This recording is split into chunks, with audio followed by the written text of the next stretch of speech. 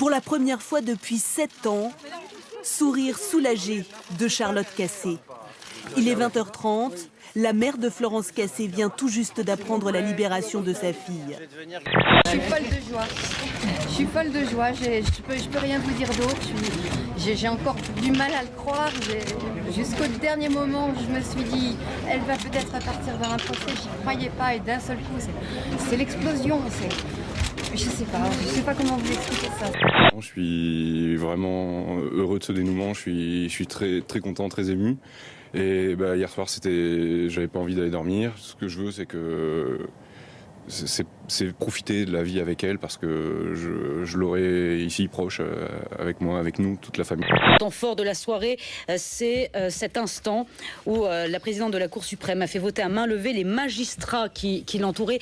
Cette scène a été vécue en direct, retransmise à la télévision. C'était l'épilogue de 7 ans d'attente. Ça s'est fait à main levée. Que s'est-il passé? En fait, 3 des 5 juges qui étaient là ont estimé que les droits de Florence Cassé avaient été violés au moment de son arrestation qui avait été, souvenez-vous, mise en scène par les autorités. Ils ont donné un véritable cours de droit aux Mexicains en demandant que soient respectés enfin les droits de l'homme au Mexique et qu'un état de droit soit instauré dans tout le pays.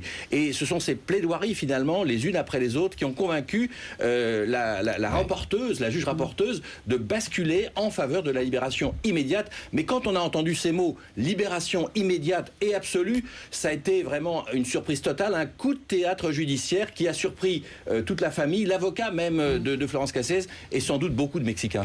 J'étais sidéré de la force de cette fille. Et puis, elle a toujours cru que de toute façon, il y aurait un dénouement heureux. Je crois qu'elle était vraiment portée par son innocence. Je voudrais d'abord remercier toutes celles et tous ceux qui, pendant 7 ans, ont soutenu Florence, ont cru en son innocence. Ça a été un mouvement incroyable. Autre soutien de poids, Valérie Trierweiler, la compagne du président François Hollande, lui a envoyé plusieurs colis. Des livres, des chocolats faits par les pâtissiers de l'Élysée et aussi des produits de beauté. C'est avant tout pour moi un engagement humanitaire, pas politique, et j'essaie de marquer ma présence en lui envoyant des choses, des colis tous les mois. Voilà, là je m'apprête à faire celui de Noël. J'ai également une reconnaissance pour la justice mexicaine, parce qu'elle a fait prévaloir le droit. C'était la confiance que l'on avait portée à son endroit, et aujourd'hui nous pouvons dire qu'entre la France et le Mexique, nous avons les meilleures relations qu'il soit possible d'établir. Je crois qu'il y a une bonne relation entre le président François Hollande et le président mexicain Peña Nieto au mois d'octobre, mais la justice a rendu sa décision de façon indépendante. Vous avez vu d'ailleurs la sobriété des réactions françaises, qui n'a d'égal que la joie profonde du gouvernement français de notre pays.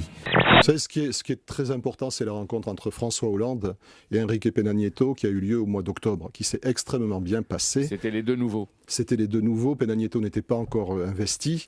Et bien sûr, il a été question de l'affaire Florence Cassé. Et à partir de là, nous savions que nous étions sur de bons rails. Nicolas Sarkozy, très ému et très heureux d'après son entourage.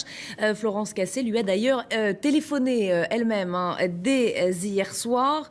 On se souvient des déplacements de Nicolas Sarkozy au Mexique. On se souvient des discussions qu'il avait eues avec son homologue mexicain à l'époque. Il y a eu un volontarisme qui s'oppose, encore une fois, à une résignation qu'on entend trop souvent.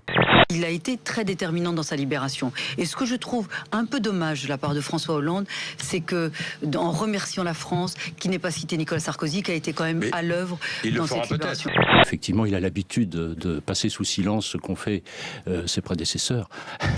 Et je dois dire à cet égard d'ailleurs que les commentaires qui sont attribués à certains à l'Élysée disant que c'est le triomphe d'une méthode par rapport à une autre me semblent de la basse politique politicienne. On ne va pas faire de la politique politicienne à propos d'une libération d'une femme qui a vécu 7 ans en prison. Enfin, tous ceux qui ont agi, merci à eux. Voilà, que ce soit M. Sarkozy, M. Hollande et tous les autres, tous les membres de son comité de soutien. La justice mexicaine qui a rendu cette décision hier et je crois que les uns et les autres, nous pouvons vraiment nous réjouir de cette décision heureuse et que Florence revienne dans son pays, la France. Je pense que si en son temps, Nicolas Sarkozy n'avait pas attiré l'attention sur Ingrid Betancourt, sur Florence Cassé, sur les infirmières bulgares détenues en Libye, personne ne s'en serait occupé. Et une chape de plomb, une chape de silence, une omerta, aurait remplacé l'espérance de libération. Vous revenez aujourd'hui libéré, pas forcément innocenté. Est-ce que c'est important ou est-ce que c'est accessoire? Est-ce que l'important c'est d'être là, à la maison? Moi je crois tout le contraire, je crois que j'ai été innocentée. La Cour suprême a déclaré ma liberté immédiate et absolue. Et libre, je l'ai toujours été dans ma tête. Merci. Le Mexique, dans la décision qui a été rendue, montre qu'aujourd'hui, c'est une grande démocratie. Les lignes rouges que le gouvernement a fixées, premièrement, c'est pas de plan social, pas de licenciement. Cette première ligne rouge est respectée. Deuxième ligne rouge, pas de fermeture d'usine, pas de fermeture de site. Cette deuxième ligne rouge est respectée. Troisièmement, nous souhaitons, dès que le marché repartira, que Renault prenne des engagements de réembauche. Il a été celui qui a probablement le plus accablé la famille Woerth, puisqu'il a même carrément dit que votre épouse avait été chargée d'organiser la fraude fiscale de Madame Bettencourt. Alors, est-ce qu'il a changé, Montebourg ? Je ne sais pas, c'est un personnage pour lequel je n'ai aucune sympathie. Donc, non, je ne crois pas qu'on change. On peut pas changer. Il y a des gens plus ou moins bien dans la vie politique. Ce n'est pas son cas. Ah non.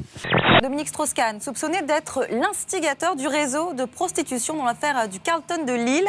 Les juges estiment détenir des indices graves pouvant le justifier.